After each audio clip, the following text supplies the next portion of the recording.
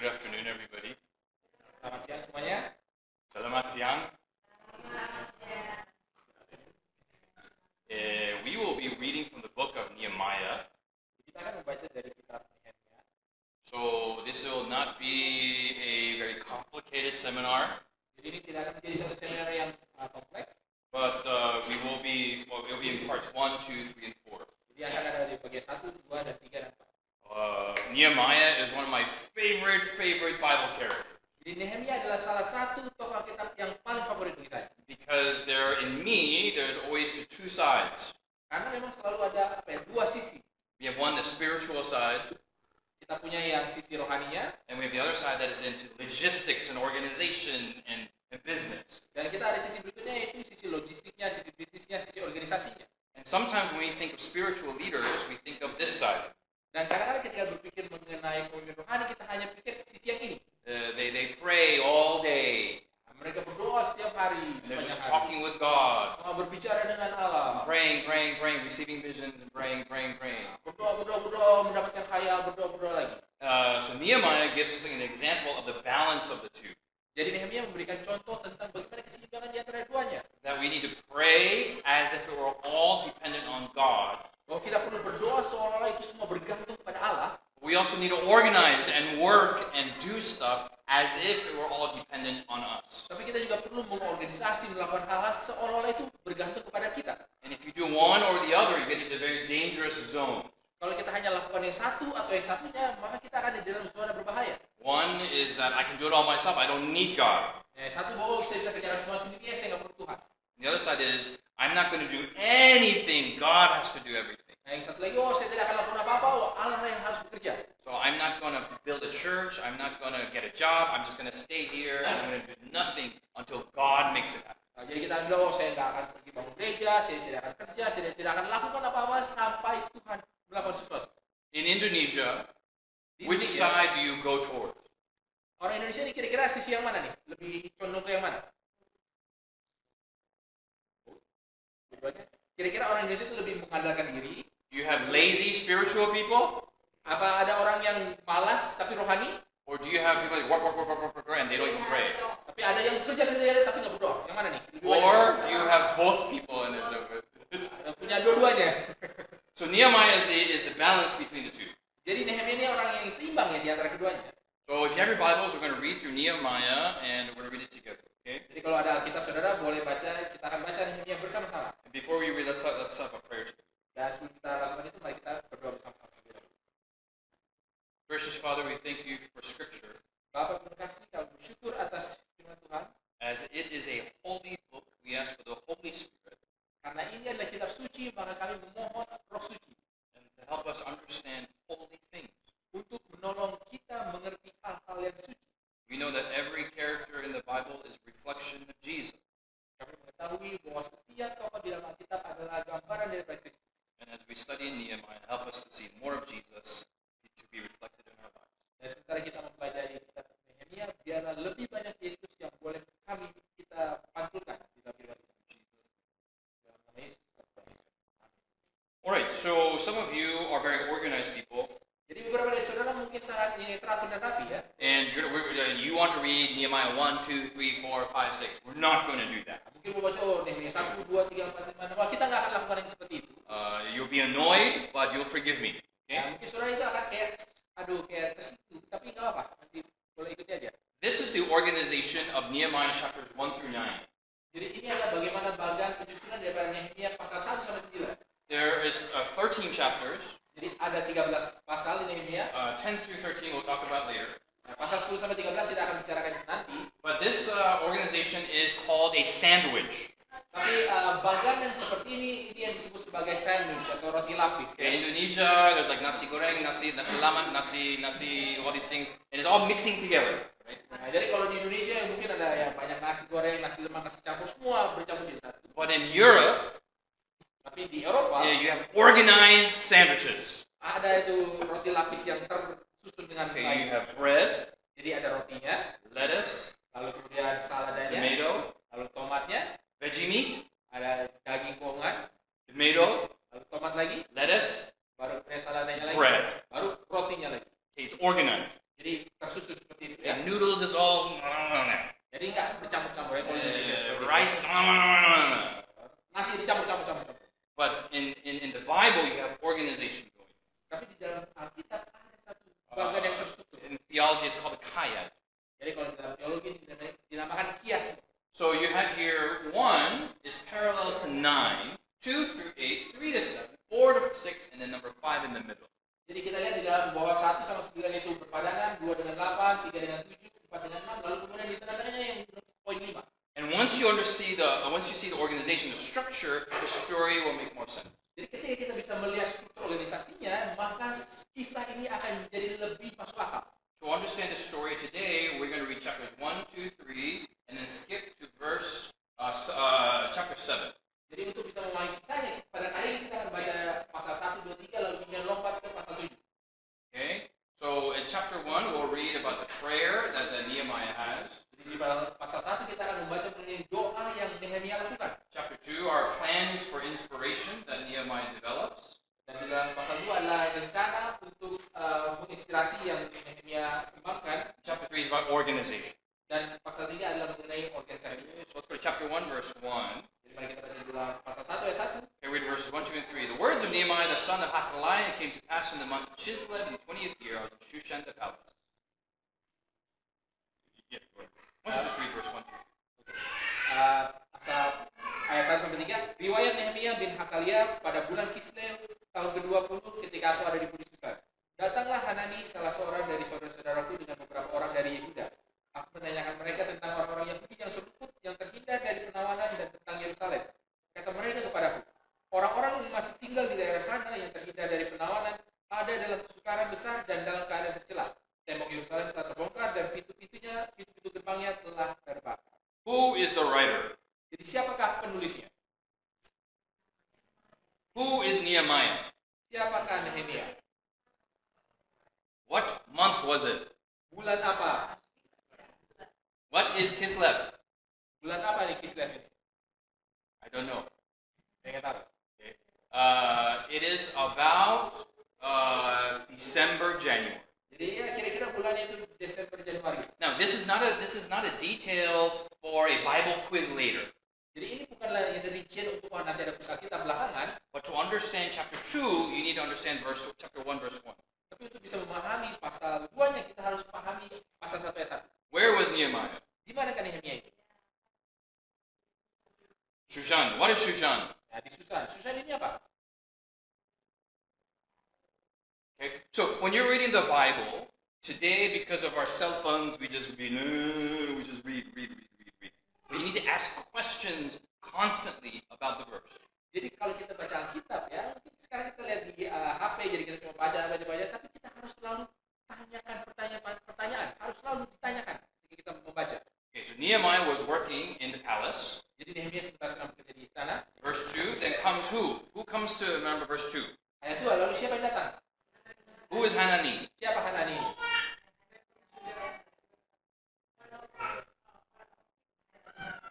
Do you have this in Indonesia? And I think it happens because in America there's many Indonesians. Okay. Jadi apakah di Indonesia ada hal ini ya? Saya rasa sih ada, karena di Amerika itu banyak orang Indonesia, jadi saya tahu sedikit. If you're curious what kind of Asian I am, Korean. Jadi kalau ada yang ceritain lain, saya orang Asia apa, saya Korea. South Korea. Korea Selatan ya, bukan Korea Utara. And then in America, dan di Amerika, when Koreans see another Korean, ketika orang Korea melihat orang Korea yang lain, hey, are you from Korea? oh, kamu dari Korea. Where from Korea? Di mana di Koreanya? Do you do the same here? Kita lakukan sama di sini juga ya. Because Indonesians in America do the same thing. Ya, karena orang Indo di Amerika gitu juga. Are you Indonesian? Where are you from Indonesia? Oh, dari Indonesia. Oh, Manado! Oh, my sister's brothers, aunts, cousins, dog catchers. I believe is from Manado. Oh, she's I'm from Manado. Bilang dari Manado, lalu kemudian silsilahnya dibilang oh ada juga saudara di Manado. And there's something that if you are living in another country, memang ada satu hal tentang bagaimana kita hidup di negeri you're lain. an immigrant, sebagai pendatang and imigran. you see someone from your old country, there's an instant connection. Dan ketika kita melihat orang dari negara asal kita, langsung ada koneksi yang instan tercipta. And they ask them, hey, how is the hometown? How is Indonesia? Nah, lalu ditanya, oh gimana ini kampung halaman kita? Gimana Indonesia? How's the country doing? Gimana ini negara kita ini? How's the president doing? Bagaimana kabar presiden? Jokowi, is he doing good for the country? You ask these questions. Apa Jokowi ini masih oke-oke aja? Kita tanyakan pertanyaan-pertanyaan seperti itu. In verse 2, he asks them about two things concerning the Jews and concerning Jerusalem. It's in blue. Jadi di dalam pas ayat yang kedua dia menanyakan dua hal, yaitu mengenai orang-orang Yahudi dan mengenai kota Yerusalem. The other key secret in Bible study is to look for repetition. Dan salah satu kunci rahasia untuk memahami Alkitab adalah kita lihat apa yang diulang-ulangi. And here the word concerning is there twice in verse 2. Dan kata apa ya? Perihal. Oke, kata perihal ini diulangi dua kali. And his concern is for two things. One is for people, and one is for projects. Jadi dua hal yang menjadi perhatian Nehemia, yaitu adalah mengenai orang-orang dan mengenai proyek. There are two types of people. Jadi ada dua tipe orang. One who loves people, Satu yang suka orang-orang, one who loves projects. dan satu yang suka proyek. Okay? I hate people. Nah, kalau saya nggak suka orang. I like projects. Tapi saya lebih suka kalau ada proyek itu. I am very choleric. Saya ini tipenya kolerik. What do I need to do? There's 1, 2, 3, 4, and like if there's people, get out of my way. I need to finish what I need to do. Nah, jadi kalau ini saya tanya, apa yang perlu lakukan? Ini kalau ada orang datang, nggak usah. Yang penting kerjaan selesai. There's other people who love people. Ada orang lain yang suka dengan orang. Yeah, I need to do this, but it's okay. Let me talk to this person, pray for this person, and talk to this person, have a meal with this person. Ya, ada orang ini ada kerjaan tapi yang apa-apa. Biasa saya berdoa dulu dengan orang ini, ngobrol dengan ini, kemudian lunch bareng dulu dengan orang ini, gitulah. Leadership is about people and about projects. These two things. Jadi kepemimpinan adalah mengenai orang-orang dan juga proyek. Leadership is not only about objectives. Jadi kepemimpinan ini bukanlah semuanya melulu mengenai objektifnya apa aja. It affects people's lives. Karena ini mempengaruhi kehidupan orang. And leadership is not only about people only. Dan kepemimpinan ini bukan hanya tentang orang aja. It can easily be politics as a result. Nah, kalau terlalu tentang orang aja, nanti terlalu banyak berpolitiknya. The two things are mixed together. Verse 2. Dua hal ini bercampur bersama di dalam ayat kedua. In verse 3, they respond that the wall of Jerusalem is broken down and the gates thereof are burned with fire.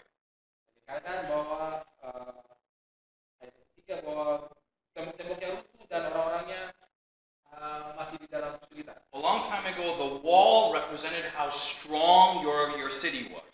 Jadi zaman dulu ya, tembok itu melambangkan berapa kuat kota Anda. And the king of Medo-Persia had allowed the Jews to go back to rebuild the wall, rebuild Jerusalem.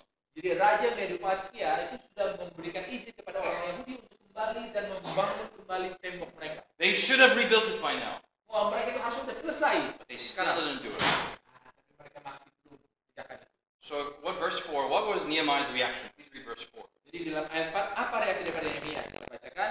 Ketika aku dengar berita ini, duduklah aku menangis dan berkabung selama beberapa hari.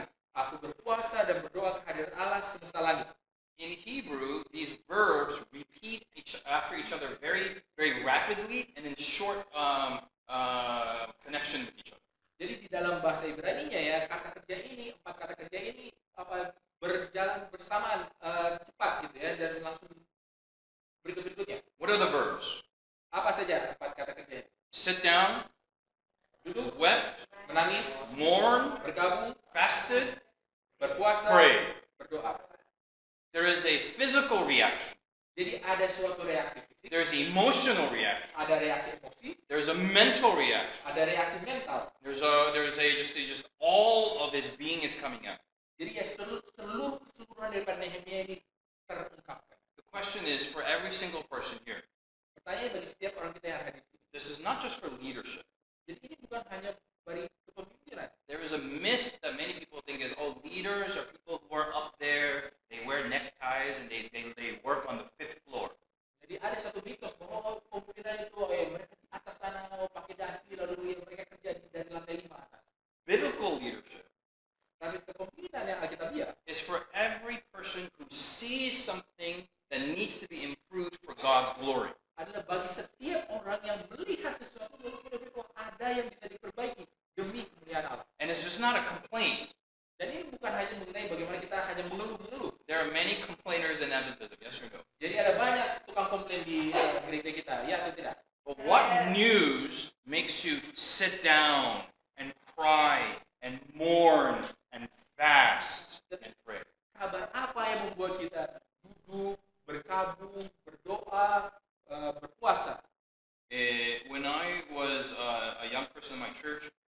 I had 20 young adults in my church. Ya, jadi waktu saya di gereja saya 20-an orang muda. And of the 20, 18 of them left the church. Dari 20 orang itu, sekitar 18 itu sudah keluar dari gereja, meninggalkan gereja. And I was the only one left in the church. Dan saya tinggal satu-satunya tersisa di gereja. And it could have been easy for me to say, this is the pastor's fault. Dan adalah sangat mudah bagi saya itu mengatakan, oh ini salah pendetanya. This is the youth pastor's fault. Nah, ini salah associate pastornya, pendeta mudanya. This is who is responsible for Jadi this? siapa yang bertanggung jawab untuk hal ini? And rather than point my finger, Dan gantinya menunjukkan tang jari saya, I started crying because these are my friends. These are my brothers and sisters in church. saya mulai menangis. Karena inilah teman-teman saya, saudara-saudari saya di gereja. And rather than look towards other people to solve my problem, Dan gantinya menunggu atau melihat kepada orang lain untuk bisa menyelesaikan masalah saya, I said, God, use me for this problem to solve. jadi saya katakan, oh Tuhan, gunakan saya supaya bisa menyelesaikan permasalahan ini. So 20 years ago, Jadi 20 tahun lalu, we started a little group called GYC. kita memulai suatu kelompok yang disebut sebagai GYC, GYC. We said maybe 50 people will come. Ya, kita pikir mungkin ya 50 orang datang. We met another person. Hey, you bring your friends. I'll bring my friends. Maybe 70 people will come. Nah, kita pikir bawa teman-temanmu, saya bawa teman saya, mungkin kira-kira 70 orang datang. We'll have a retreat. Kita akan adakan satu pertemuan. We'll go out in nature. Kita akan ke alam. We'll bring speakers. Kita akan panggil pembicara. We'll have food. Akan ada makanan. We'll have preaching from 6 in the morning to 10 at night. Akan ada pekabaran dari jam 6 pagi sampai jam 10 malam. We'll have to try to understand what Seventh-day Adventism is. Dan supaya kita bisa memahami apa sih sebenarnya. We'll have to see where's Jesus right now. Talk about all the Bible and all these. Dan kita akan lihat di mana kayak Yesus sekarang ini, lalu kita akan berbicara mengenai Alkitab dan semua hal-hal tentang ini. That first year, 400 people showed up. Jadi tahun pertama itu ada 400 orang. We had no idea who some of these people were. Bahkan kita juga nggak tahu nih orang-orang ini yang dari siapa. We put them in the hotel. Taruh mereka di hotel-hotel. Every room was taken. Semua kamar di hotel itu sudah di. We'd get another hotel. Booking lagi hotel yang lain. Every room was taken. Seluruh kamar di hotel itu juga. People were sleeping in the bathtub. Ada orang yang tidur di bathtubnya itu, di kamar mandi. They were sleeping in the space between the two beds on the floor. Ada orang tidur di celah antara dua ranjang itu. Kalau ada I don't know about Indonesia, but Americans do not sleep on the floor. Saya nggak tahu orang Indonesia, tapi orang Amerika nggak ada yang tidur di lantai. So we said, hey, maybe we should do this again. Jadi kayaknya perlu kita lakukan lagi. We did it again, and 1,000 people showed up. Kita lakukan lagi dan 1,000 orang datang. We did it again next year. Kita lakukan lagi tahun depannya. 4,000 people showed up. 4,000 orang datang. We did it again next year. Kita lakukan lagi tahun berikutnya. GYC Europe started. Lalu kemudian muncullah GYC Eropa, GYC Africa. GYC Afrika, GYC South America. GYC Amerika Selatan. And all the whole time, there's some islands in the middle of the Pacific Ocean. Dan yang waktu itu ya kira-kira ada pulau-pulau di pas laut Samudra Pasifik. A magical place called Indonesia. Suatu tempat yang ajaib bernama Indonesia. And it's a privilege to be here. Dan adalah suatu hak istimewa untuk boleh hadir di sini. It's something that I prayed for 20 years ago. Bahwa sesuatu yang saya doakan 20 tahun yang lalu, That now we see IYC. sehingga kita bisa dapatkan IYC. This is a prayer that started from Nehemiah chapter 1, verse 4. Dan ini adalah sesuatu yang bermula dari doa di dalam Nehemia 1 ayat 4. So this is not a theory. Jadi ini bukanlah suatu teori, This is real life what happened to my life. tetapi ini adalah kejadian nyata yang terjadi di hidup saya. What did Nehemiah pray for? Let's find out. Apa yang Nehemia doakan? Mari kita cari tahu. Verse 5, 6, and 7. Ayat 5, 6, dan 7. Kataku, ya Tuhan Allah semesta langit, Allah yang maha besar dan dahsyat, yang berpegang pada perjanjian dan kasih setianya terhadap orang yang kasih kepadanya dan tetap mengikuti perintah-perintahnya. Berilah telingamu dan bukalah matamu dan dengarkanlah doa hambamu yang sekarang kupanjatkan kehadiratmu siang dan malam bagi orang Israel. Hamba-hambamu itu dengan mengaku segala dosa yang kami orang Israel telah lakukan terhadapmu. Juga aku dan kaum keluargaku telah berbuat dosa. Kami telah sangat bersalah terhadapmu dan tidak mengikuti perintah-perintah, ketetapan-ketetapan dan peraturan-peraturan yang telah kau perintahkan kepada Musa hambamu itu. You see here in verse 5, here Nehemiah starts with adoration. There are 4 parts of this prayer. The first part is adoration. Jadi saudara bisa lihat di dalam ayat yang kelima ini Nehemia memulai dengan suatu puji-pujian. Jadi ada 4 bagian di dalam doa ini dan mulai dengan pujian. Sometimes we tell in prayer God all of our problems. Ya kadang-kadang kita mulai doa, kita katakan kepada Allah seluruh masalah kita. And God wants to hear our problems. Dan Allah mau mendengar masalah kita. But we have to adore Him. We have to address Him with the greatness that He has, because we have to acknowledge how great He is to answer our problems.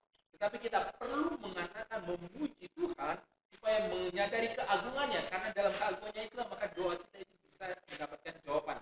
So verse 5 is adoration. The great and terrible God, the one that keeps the covenant, the merciful one. Jadi ayat 5 mulai dengan pujian, dikatakan dia Tuhan Allah semesta langit, maha besar dahsyat, pegang pada perjanjian dan kasih setia. In our prayers, Di dalam doa-doa kita, if you take all of the requests out, kalau kita ambil seluruh permintaannya itu, what's left? sisanya. Sometimes there's nothing left in our prayer. Maka ada sisanya itu kalau permintaannya itu kita ambil. But the majority of our prayer should be adoration. Tetapi mayoritas, kebanyakan daripada doa kita itu harusnya adalah Great and wonderful God, doa Allah yang maha besar dan luar biasa. the one who answers all prayers, Yang menjawab seluruh the merciful doa, one. yang penuh kasih karunia. And this is something that our Muslim brothers and sisters do better than Christians. Dan inilah yang orang-orang saudari-saudari kita yang Muslim yang melakukan lebih baik daripada kita orang Kristen. God is great. Ya, Allah Akbar. God is merciful. Ya, And they repeat it over and over and over and over. Allah yang maha besar, pengasih dan penyayang, dan mereka ulangi itu lagi dan lagi. Christians, we don't pray like that. Nah, orang Kristen kita tidak berdoa seperti itu. Say, God, Katakan ya Allah, my foot hurts. wah kaki saya sakit ini. My back hurts. Aduh pinggang saya sakit. I have no money. Wah saya nggak punya duit. I'm hungry. Oh saya lapar. My wife is ugly. Wah istri saya ini kurang cantik. Help me. Ya tolonglah saya. In Jesus' name I pray. Dan Yesus yang berdoa. And we wonder, why, God, how come you're not answering my prayer? Sometimes we complain to God more than we adore Him. Dan ya kita bertanya, oh kenapa Tuhan gak jawab doa saya? Kadang-kadang kita mengeluh kepada Allah lebih daripada kita memuji Tuhan. Memuji Allah. Verse 6. Ayat 6. In English, and also in Hebrew, the focus is not on me, but on Him. Di dalam bahasa Inggris dan juga di dalam bahasa Ibrani ya fokusnya adalah bukan kepada sayanya, tapi kepada Dia. Ya. Okay, this is King James, so sorry for the old English. Jadi ini adalah terjemahannya King James, jadi Inggrisnya bahasa Inggris kuno. But it says, your ear, your eyes, you, your servant, your servant. Nah, dikatakannya matamu, hambamu, engkau, hadiratmu, hamba-hambamu. Ya, pokoknya lebih kepada engkau dan Dianya. The focus is on God. Fokusnya adalah mengenai The main character is God. karakter utamanya adalah Allah. And then the only time He mentions Him is, we have sinned. Both I and my fathers have sinned. When we're talking about me, is I am a sinner. It's only reference. Dan ketika berbicara mengenai kita, atau kaminya, referensi bicaranya adalah mengenai bagaimana kami telah berdosa, ya. Kami dan keluarga kaum kami telah berdosa.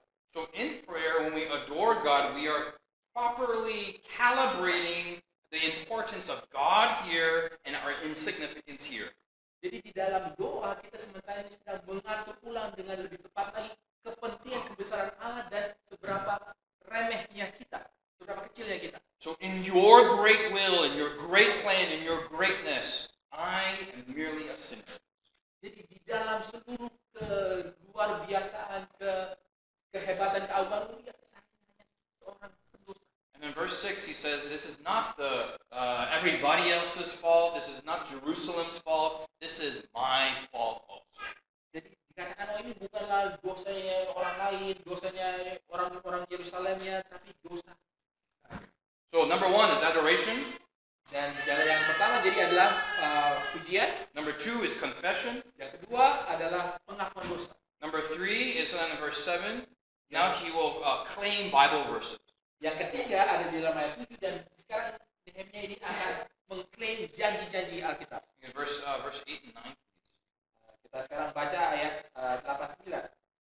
Ingatlah akan firman yang kau pesan kepada Musa hambamu itu, yakni bila kamu berubah setia, kamu akan kucerai-beraikan di antara bangsa-bangsa. Tetapi bila kamu berbalik kepadaku dan tetap mengikuti perintah-perintahku serta melakukannya, maka sekalipun orang-orang buangan ada di ujung langit, akan kukumpulkan mereka kembali dan kubawa ke tempat yang telah kupilih untuk membuat namaku diam di sana.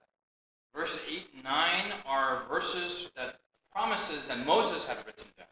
Jadi ayat 8 dan 9 adalah ayat-ayat mengenai janji-janji yang Musa sudah sampaikan, tuliskan. So in our prayer lives, Jadi di dalam kehidupan doa kita, let us adore God, mari kita memuji Allah, confess our sins, mengakui dosa-dosa kita, but we also claim promises from the Old Testament and New Testament. tetapi kita juga mengklaim janji-janji baik itu di dalam perjanjian lama maupun perjanjian baru. And we say, God, you said, Dan kita mengatakan, ya engkau Allah, engkau katakan ini. you said in Isaiah 41 verse 10 that you would be, you said, so you do it. Ya engkau sudah mengatakan di dalam Yesaya 41 ayat 10, engkau katakan ini, maka engkau lakukanlah.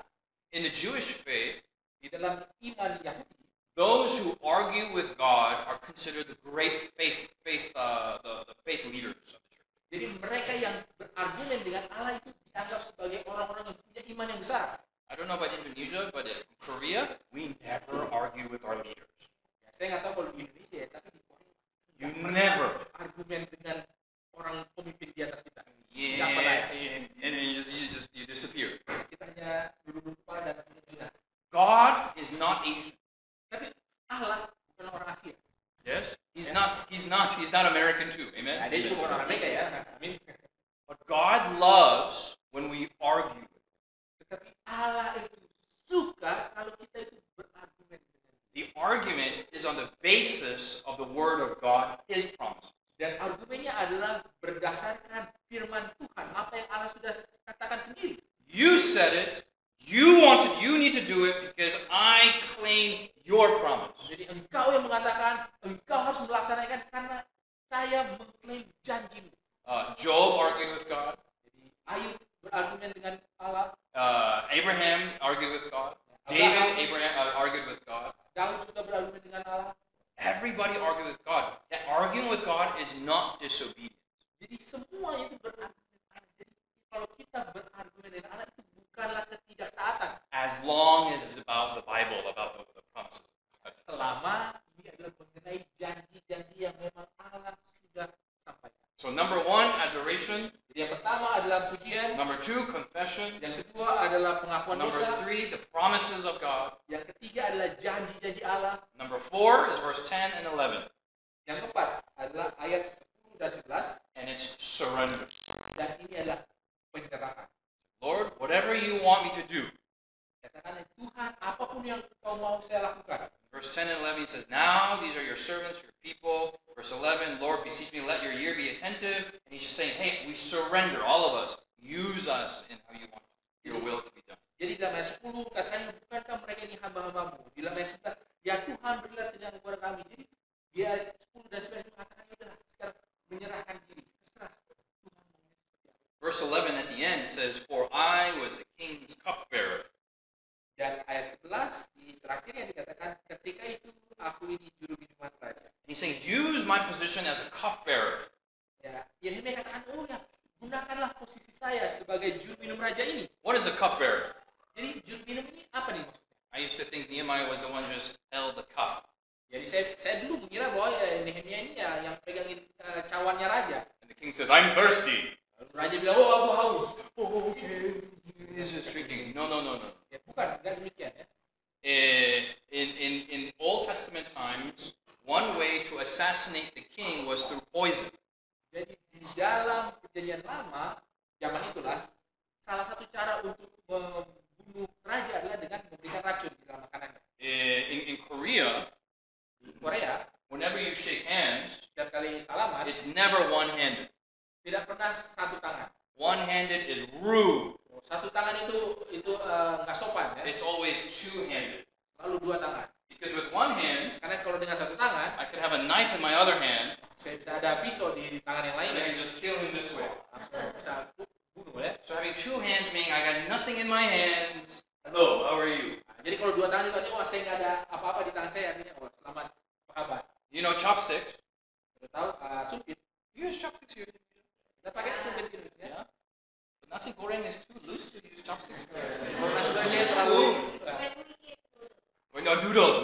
kalau makan mie. Ya. You know, there's a difference between Chinese, Korean, and Japanese noodles. Jadi saudara tahu ada bedanya antara mie di Cina, mie di Korea, mie di Jepang. Japan, the chopsticks are round. Ya, kalau di Jepang supirnya itu bulat ya. Did you know that? Ya, saudara perhatikan ini. No. Nasi goreng. Okay. So in China, they are square and long. Kalau di Cina ya dia kotak dan panjang. Okay. Most likely, maybe they fry a lot of stuff, so the long chopsticks, and they're usually wood. Ya, karena mereka suka goreng-goreng di wajan ya, jadi mungkin dia panjang ya karena suka apalagi terbuat dari kayu juga. In Korea, they're metal Kalau di Korea itu dibuat dari logam and they're flat. dan dia tipis, gepeng, tipis. They're flat. Ya, mereka rata ya. Well, why are they metal? Tapi kenapa itu terbuat dari logam? The ancient assassinations were through poison. Jadi zaman dulu purbakala cara membunuh orang itu adalah dengan racun. So they said the king must eat with silver chopsticks, and if he eats silver and there's poison inside, the chopsticks turn a purple or a red color. Jadi di zaman dulu katakan bahwa raja itu harus makan dengan alat makan dari perak, karena kalau ada racun maka alat makan dari perak ini akan berubah menjadi ungu atau jadi merah.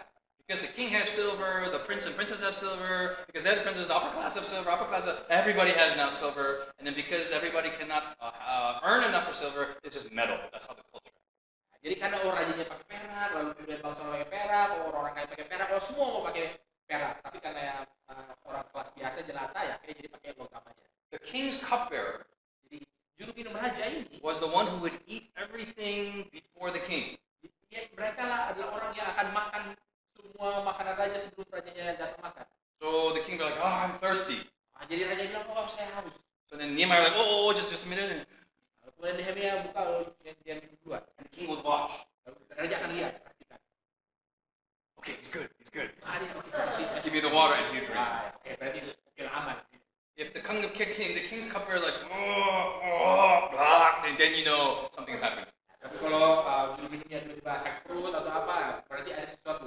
So this king's cupbearer, is it a low position or a high position? Jadi juru minum raja ini apakah posisi yang rendah atau posisi yang tinggi? Many scholars think this was similar, akin to the prime minister of the country.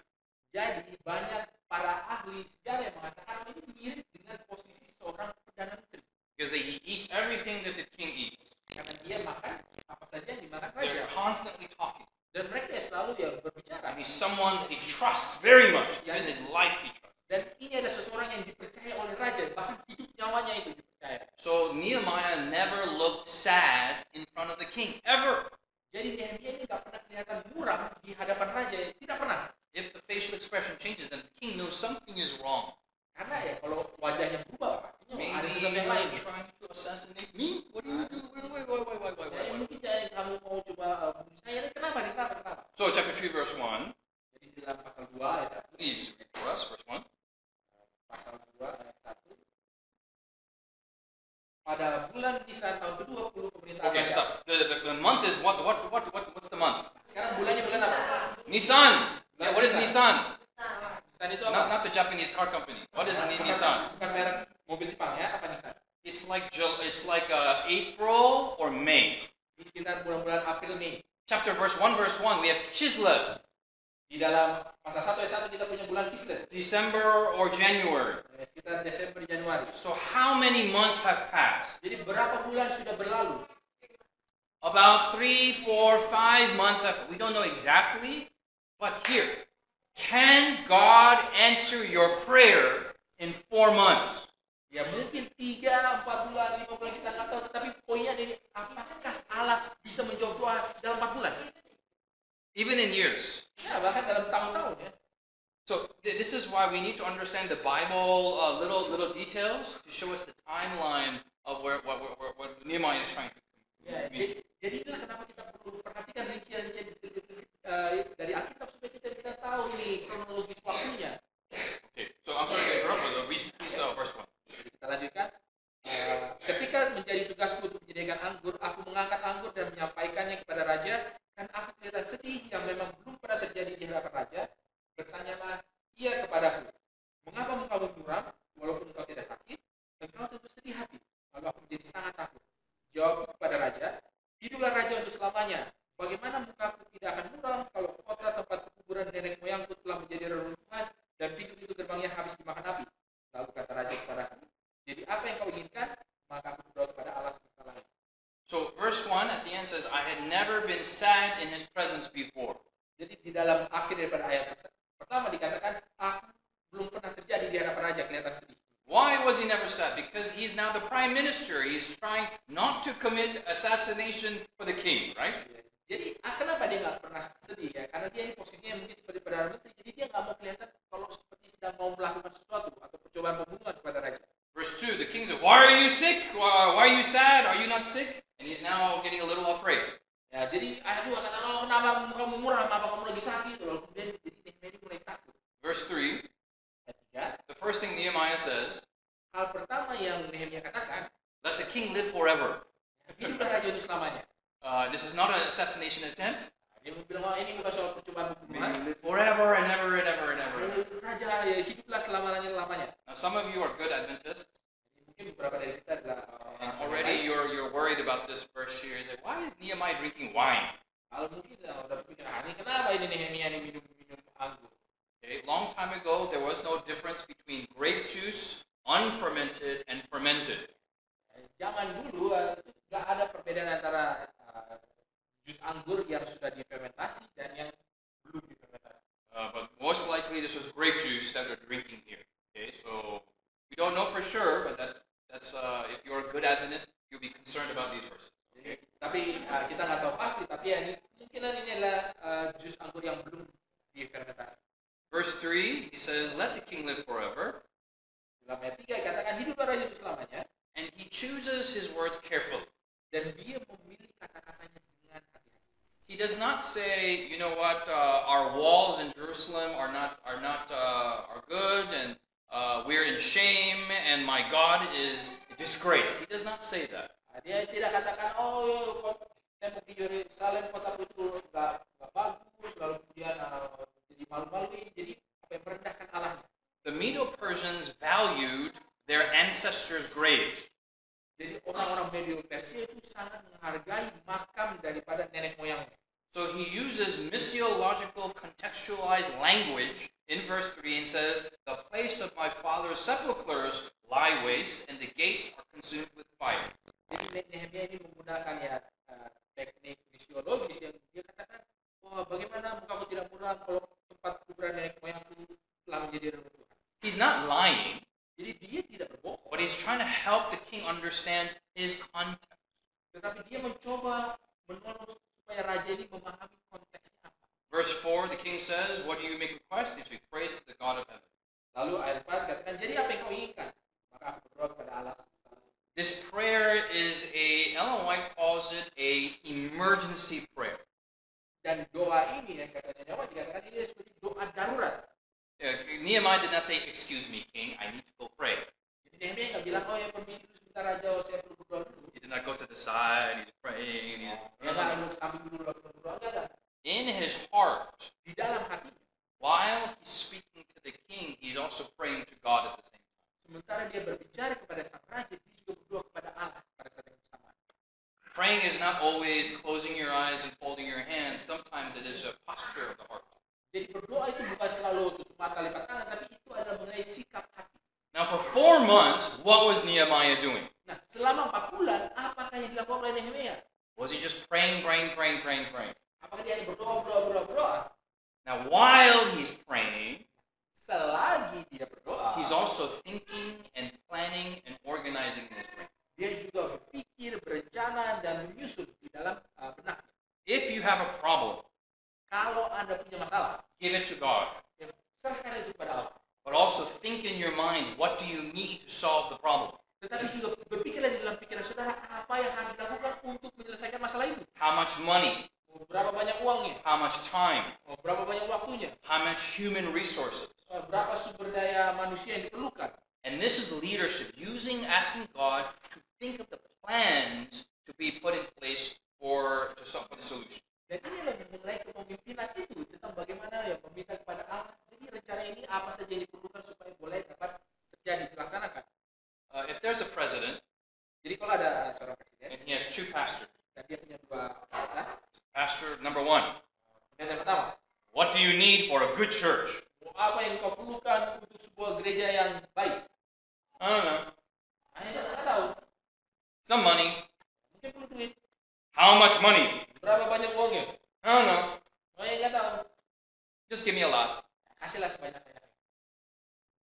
Would you as president give that pastor money? Nah, kalau sebagai presiden mau kasih apa yang dibutuhkan oleh pendeta itu. Pastor number two, Kemudian pendeta yang kedua, for revival in your church, what do you need? untuk kebangunan di dalam gerejamu apa yang kau butuhkan? Mr. President, Pak Presiden, give me 5 years.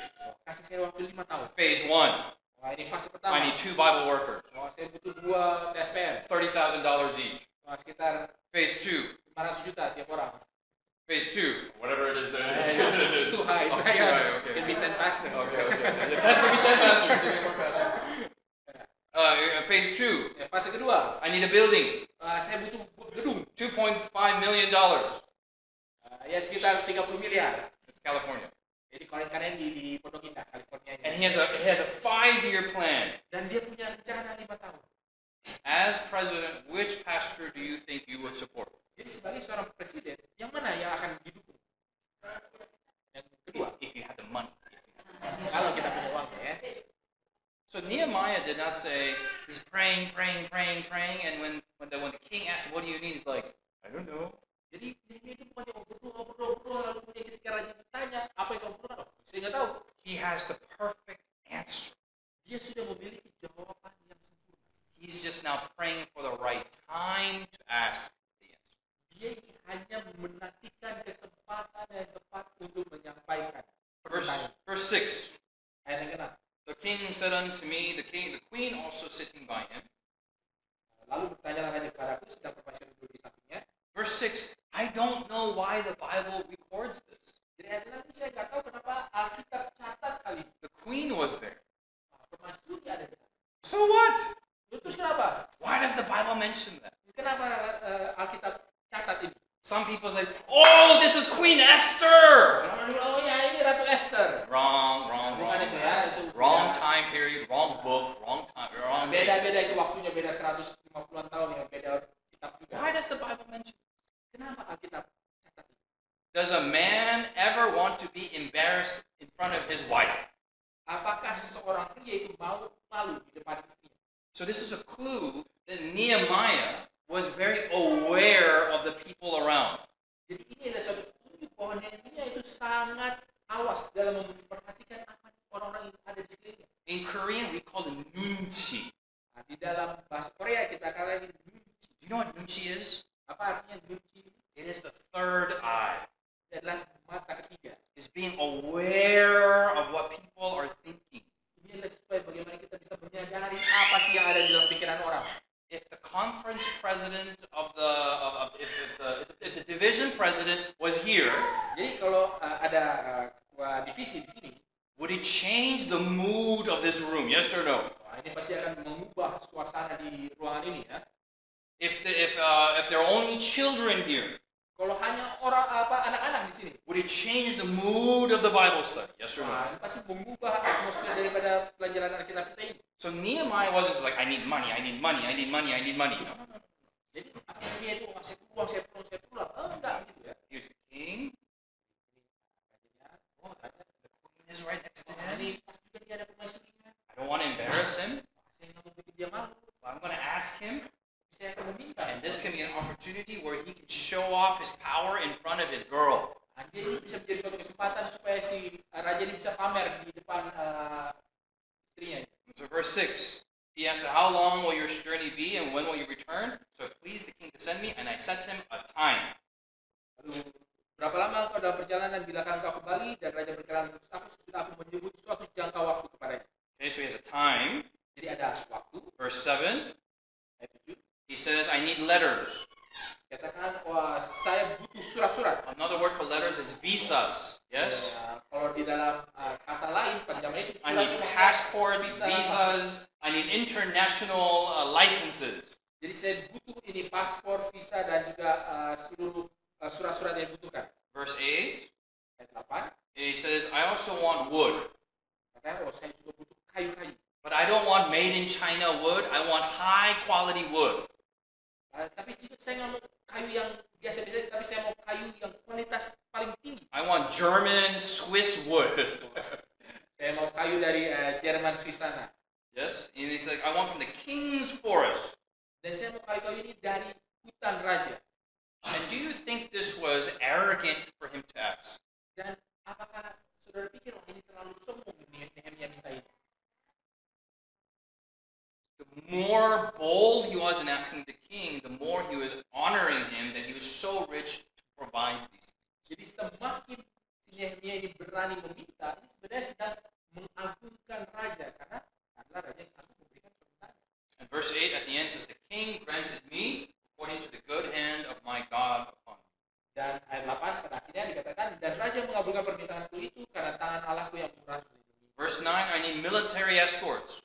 Ayat 9 dikatakan, saya butuh ini penjaga, pasukan penjaga militer. King, I want tanks, I want soldiers, I want American F-22 air fighters. Saya butuh ada tanknya, lalu kemudian ada pesawat tempur jetnya, F-22, pokoknya pasukan untuk penjaga. Was Nehemiah prepared with a good answer? Yes or no?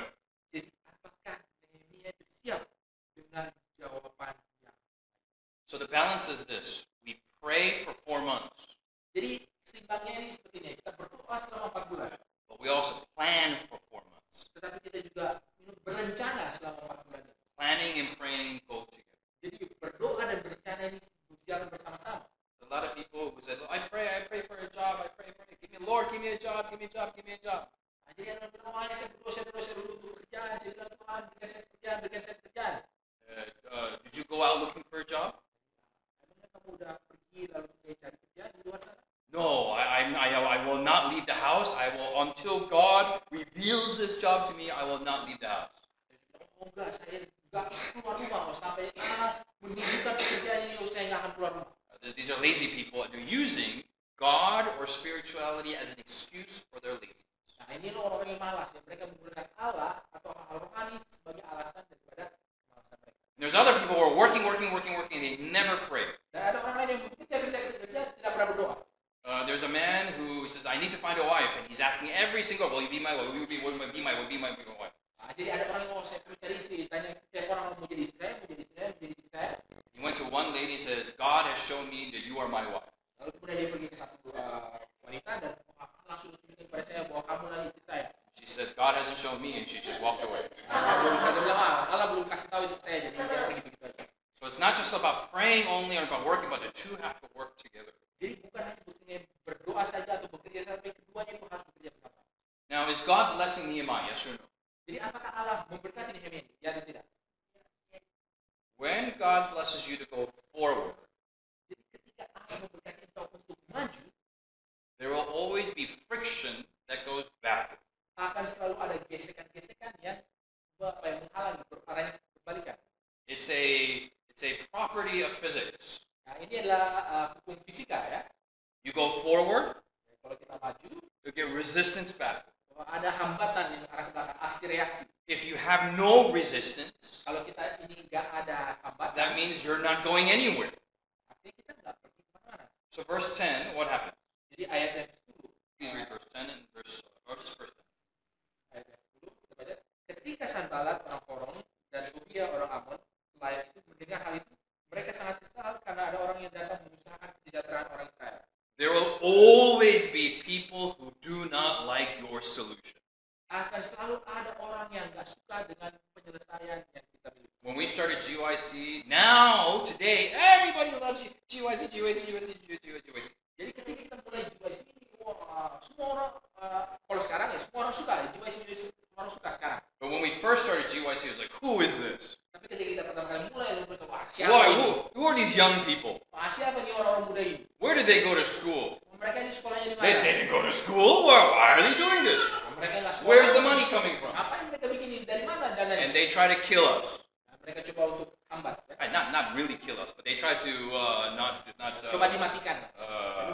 do away with organization. Okay? When you move forward, there will always be friction back. That's a universal law of leadership. Jadi ketika kita mencoba maju, selalu ada gesekan yang mengarah ke belakang. Itulah satu prinsip So next time you face resistance, Jadi kali berikutnya Anda menghadapi hambatan, give glory to God. berikanlah puji kepada Allah. Because something is happening. Karena sesuatu yang terjadi. Make resistance your encouragement. Jadikanlah hambatan itu sebagai pendorong semangat Anda. Okay? Whenever you do something, it is never smooth. Jadi setiap kali melakukan sesuatu yang nggak pernah mulus-mulus lancar aja. Okay, verse 11. Dalam ayat 11. I came to Jerusalem and was there 3 days. Verse 12 and 13. 11, 12, 13. Oke, maka tibalah aku di Yerusalem, sesudah 3 hari aku di sana. Bangunlah aku pada malam hari bersama-sama beberapa orang saja yang menyertai aku. Aku tidak beritahukan kepada siapapun rencana yang akan kulakukan untuk Yerusalem yang diberikan Allahku dalam hatiku. Juga tak ada lain binatang kepada aku kecuali yang kutunggangi. Demikian pada malam hari aku keluar melalui pintu gerbang lebak ke jurusan mata air ular naga dan pintu gerbang sampai. Aku menyelidiki dengan seksama tembok-tembok Yerusalem yang telah terbongkar dan pintu-pintu gerbangnya yang habis dimakan api. Okay, well, you read fast. That's good. Here, Nehemiah has heard his report only through his ears. Jadi pada saat ini Nehemia itu hanya mendengarkan laporannya, itu hanya mendengar saja. But now he goes to Jerusalem and he wants to see it with his eyes. Tapi sekarang dia ke Yerusalem dan dia mau melihat dengan matanya sendiri. Sometimes when we want to do something, Kadang-kadang ketika kita mau melakukan sesuatu, we tell everybody what we're going to do. kita katakan kepada semua orang, wah apa nih yang akan kita lakukan. Hey guys, I'm going to revive the church. Oh, ayo kita orang-orang sekalian, kita akan membangkitkan We're going gereja. to do this and this and this and this and this and this. Kita akan lakukan ini. I don't have any money, but you're going to give me the money, okay? Saya nggak punya uang, tapi kamu lah yang akan kasih uang ke saya. Sometimes as leaders, you need to be quiet. Kadang-kadang sebagai seorang pemimpin, kita harus diam. Verse 12 says he only shared with a few people.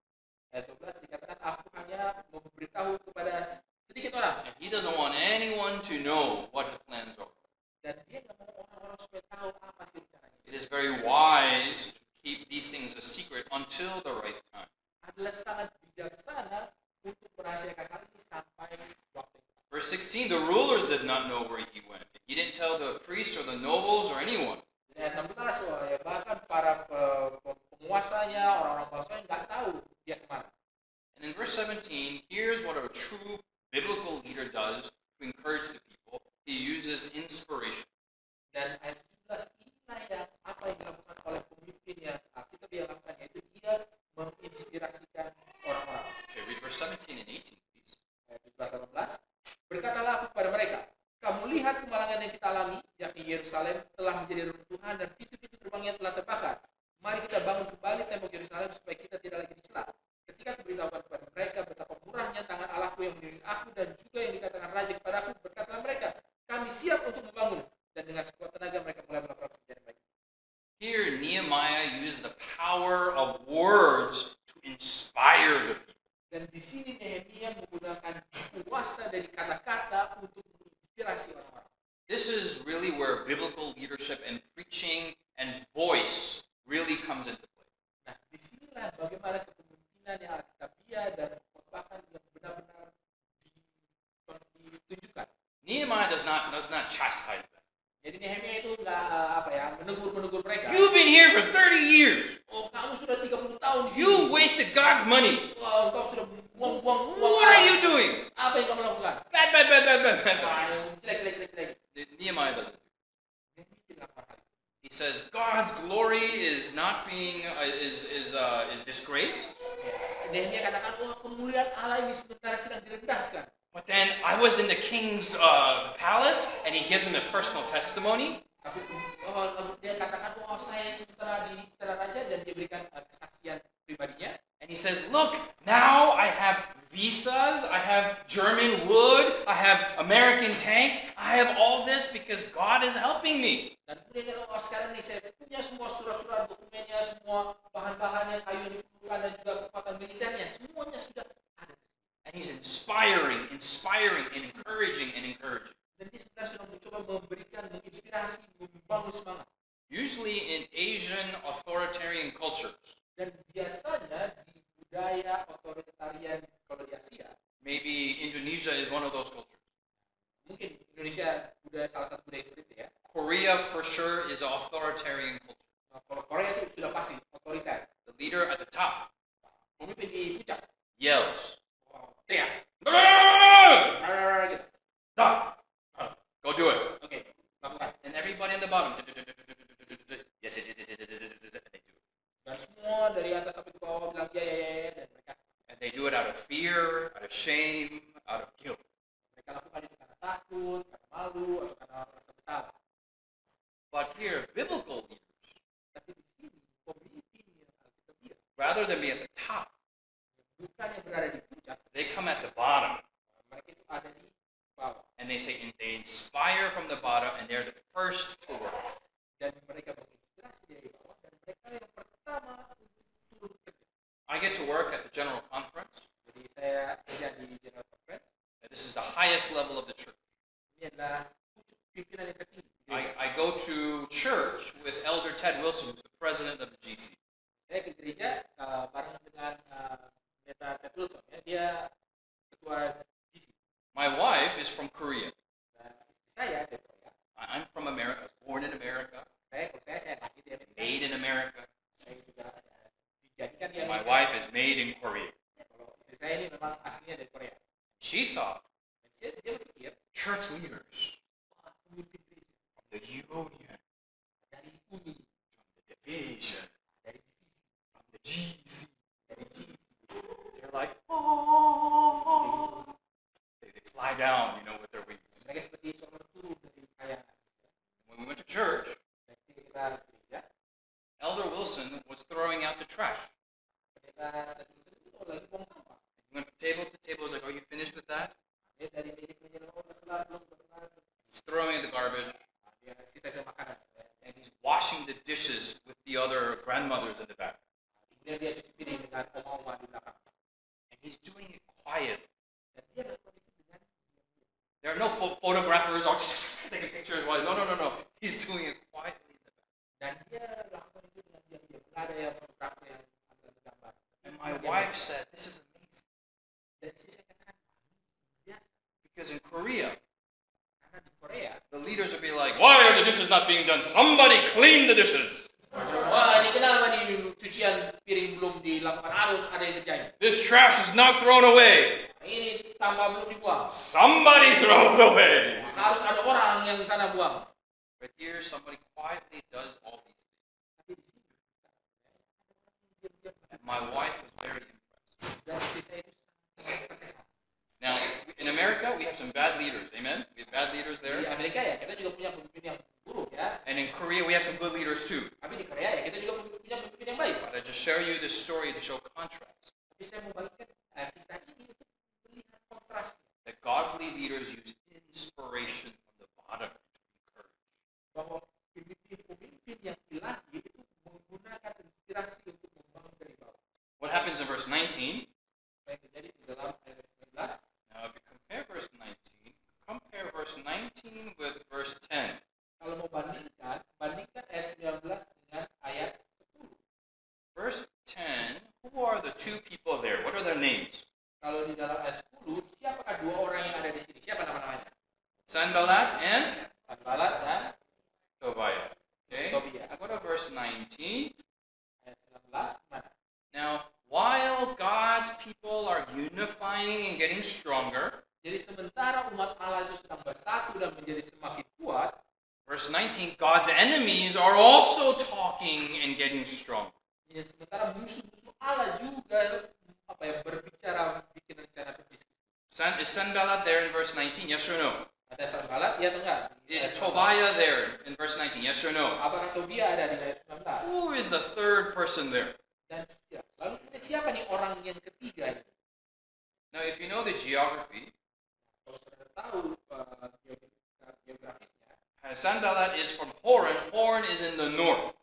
jadi Sanballat ini dari Horon. Horon ini ada di sebelah utara. Tobiah is an Ammonite. Ammon is in the east. Tobiah ini orang Amon. Orang Amon ini ada di sebelah timur. And then Geshem is an Arab, and Arab is in the south. Dan Geshem ini orang Arab, dan orang Arab itu ada di selatan. So slowly, north is talking with east, east is talking with south, and next time you see these names, who do you think they will talk to? Jadi ya, kalau ini orang-orang utara, lalu kemudian bicara dengan orang timur, lalu got someone in the north from, Kalimantan who's talking from someone from the east, from Papua, who's talking from the south, who's in the south, in Australia, and now they're going to talk to Sumatra on the west. Okay, slowly it's going all the way around.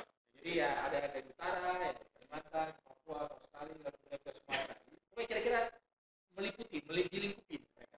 In verse 19, what do? They laugh to scorn, they despise, and they say, what is this thing that you will do? Will you rebel against the king?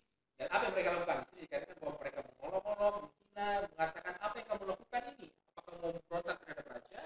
So they laugh at them. Jadi mereka menertawakan. Has anyone laughed at you?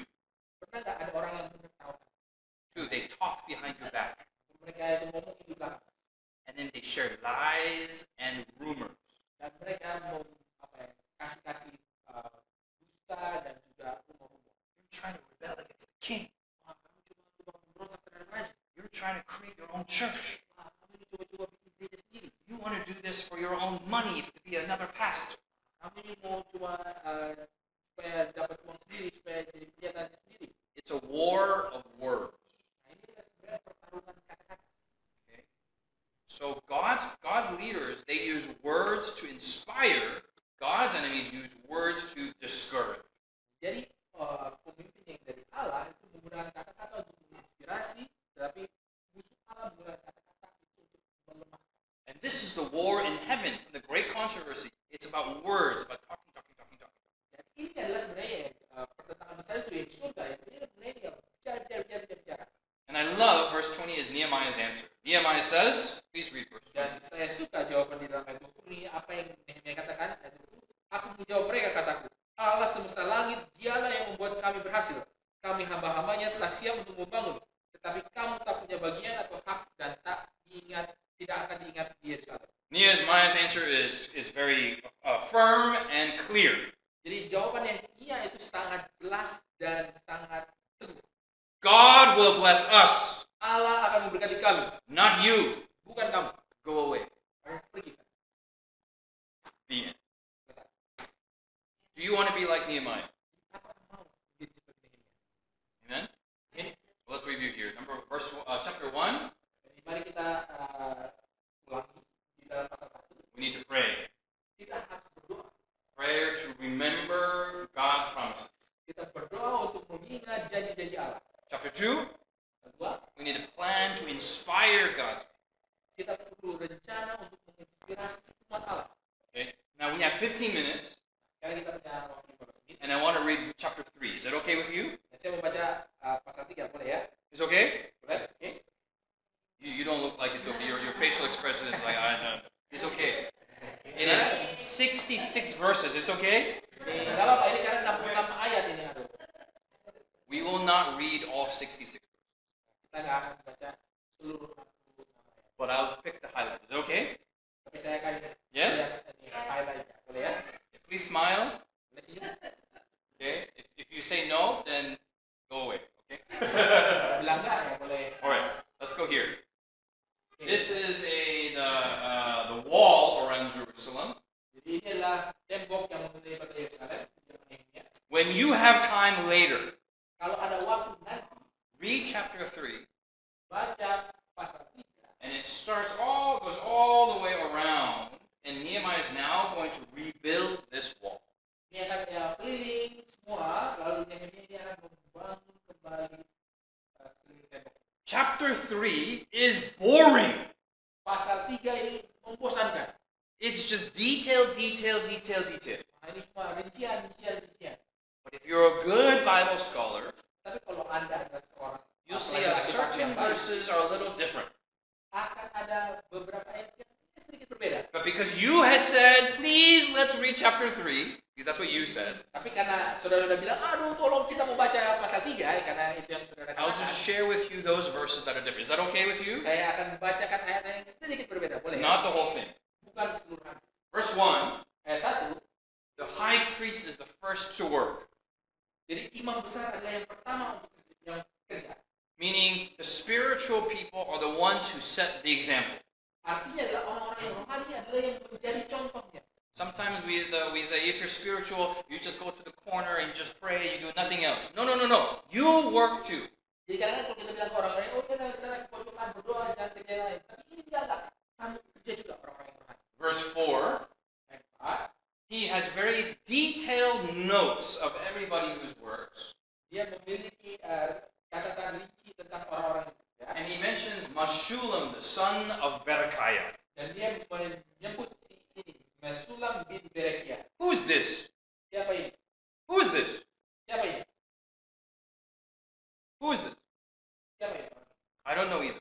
I don't know. Tidak tahu. But a godly leader takes notes of all these things. Tetapi ya rincian ya dari orang-orang yang pemimpin Tuhan yang mencatat hal-hal. Verse 5. Ayat 5. Next unto them the Tekoites repaired, but their nobles did not put their necks into the work of the Lord. Katakan dan berdekatan dengan dia orang-orang Tekoa, hanya pemuka-pemuka mereka tidak mau memberi bangunan untuk kerjaan Tuhan mereka. So a good leader knows who works well and those who don't work well. Yes or no? Jadi pemimpin yang baik itu tahu siapa yang kerjanya baik. Hey, let's use Hannah. She's really, really diligent. Ayo kita minta si Hana nih karena dia sangat rajin. Don't use Mary. Mary's lazy. Mary ini ya, dia malas. She doesn't put her neck into the work. Dia jangan taruh kudahnya atau di bahunya ke pekerjaan itu. Verse 10, it says, even over against his house. Katakan perbaikan tempat di depan rumahnya. So Nehemiah is very smart. Jadi Nehemia ini sangat pintar ya. When he gives people the part of the wall, jadi ketika dia kasih ini tugas bagian dari temboknya, if I live in this house, kalau saya tinggal di rumah ini, the wall that I have to rebuild is right here. bagian tembok yang saya harus bangun ulang ya, yang di depan sini. Does that make sense? Ya, masuk akal ya. So I work here. Jadi saya kerja di sini. This person works here. Jadi yang berikutnya kerja di This person sampingnya, works here. yang sampingnya lagi. Why is this good? Kenapa ini suatu hal yang baik? Why is this smart? Kenapa ini suatu yang sebenarnya cerdik juga ya? It's systematic. It's organized. Ini sistematis, Okay. terorganisir, apalagi? Why? Why else? Nah, Everybody has a part. ya semua orang punya bagian. Okay. Everybody's working together. Beautiful. Why else? Ada lagi? There's interest. Why? Ada kebutuhan pribadi ya. It's in front of your house, right? Ini di depan rumahnya sendiri. So every day I come out of the house, this ugly wall, this ugly wall. Well, I have to fix this part. Jadi setiap kali kalau keluar rumah, ini tembok ini kok jelek banget ya. Artinya saya yang harus betulkan. And not just because it looks good, but also if the enemy is coming Bukan supaya kelihatan bagus, tapi supaya kalau ada musuh datang on the other side, di seberang temboknya, they're like, cek. this is a good wall. Nah, ini temboknya kokoh ini. This is a good wall. Nah, ini temboknya kokoh juga. This is bad wall. Nah, ini temboknya enggak bagus nih. So they come into me, and the first people that we kill is who? Jadi mereka datang dan Right orang here. pertama yang dibunuh yang mana? Guy, right here. Jadi orang yang pas langsung di depan So rumahnya. is there motivation to make your wall the best wall? Jadi apakah ada motivasi untuk bikin What else? temboknya yang supaya If terbaik? I live here, is it Apalagi? a long traffic commute to go to work? Apakah ini suatu harus jalan jauh untuk kerja? Is this like Jakarta streets? I have to go through traffic to get to work? No, it's right in front of my house. Jadi nggak perlu macet-macetan seperti di So Jakarta. work Saya is- harus kerja. Quickly finish. Yes or no? Sehingga kerjanya bisa cepat ya. Okay. So here, everyone against his own house. Jadi dikatakan ya semuanya dengan rumah yang berhadapan. Verse 12. Ayat 12. He and his daughters, even the girls are mentioned. Dia dan anak-anak perempuannya ya bahkan anak-anak perempuannya juga disebutkan. Amen. Ladies, we need to work. Amen. Jadi yang para yang wanita ya kita perlu kerja juga. Amen. Amin. Ellen White says Jadi menjawab katakan. that men should learn how to sew, Katakan bahwa para pria harus belajar menjahit, how to cook food, harus belajar cara masak, how to wash your own clothes. harus belajar ya cuci baju juga. Amen. Amin. Amen. Amin. No, man. Anti-amen. What? Yes or no? Ya tidak.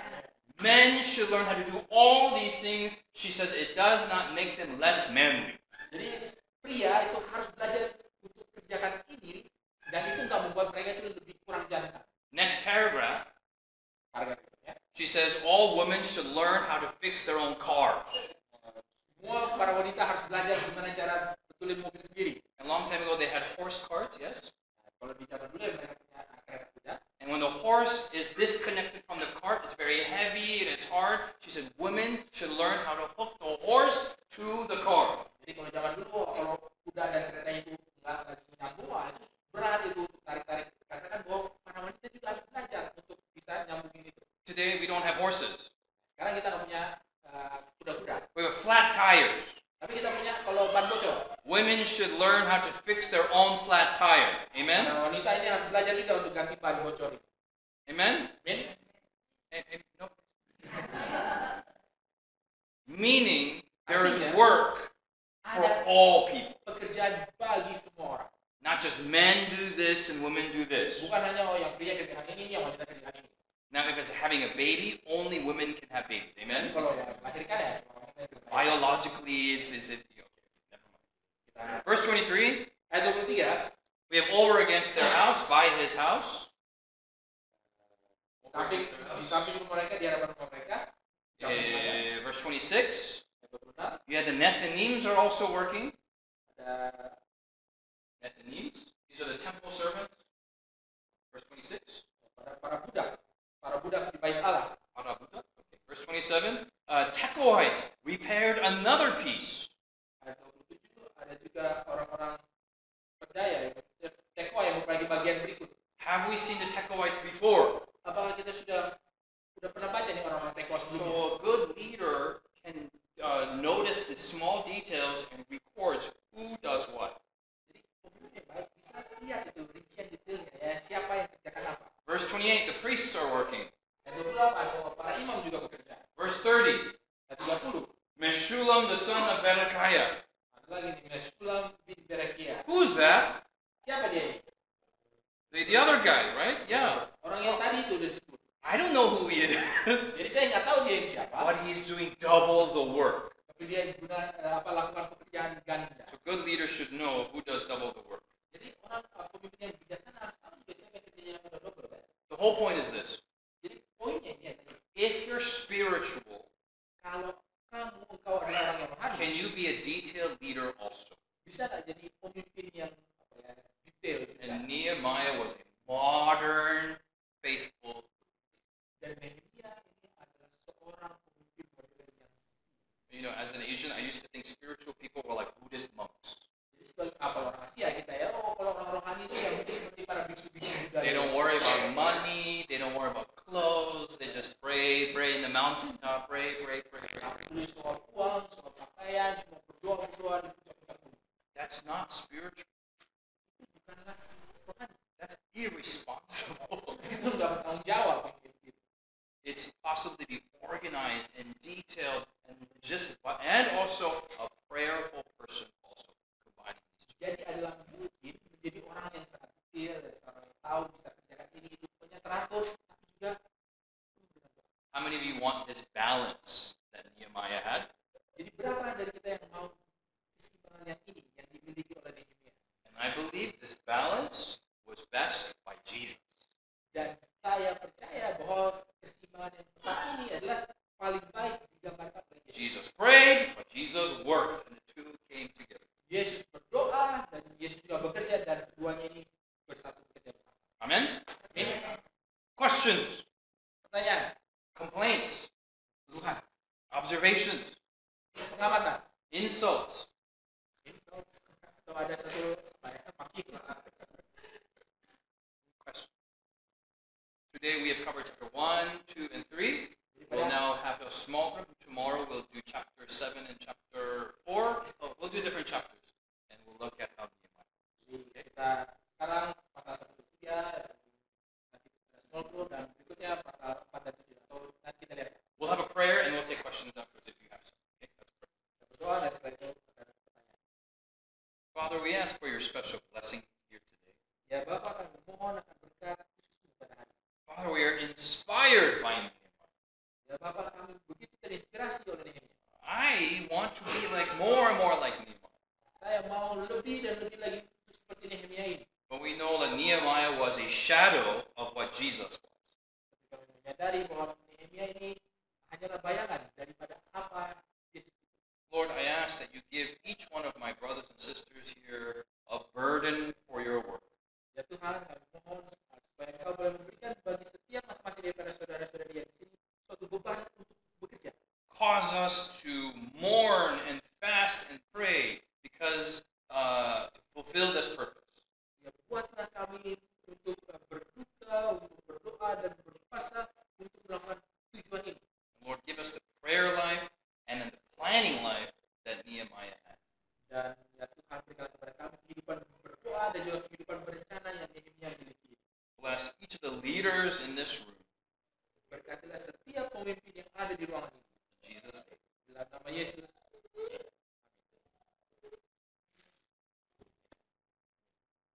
All right. We can turn off the recording here. Yeah. And then we can take a break. But any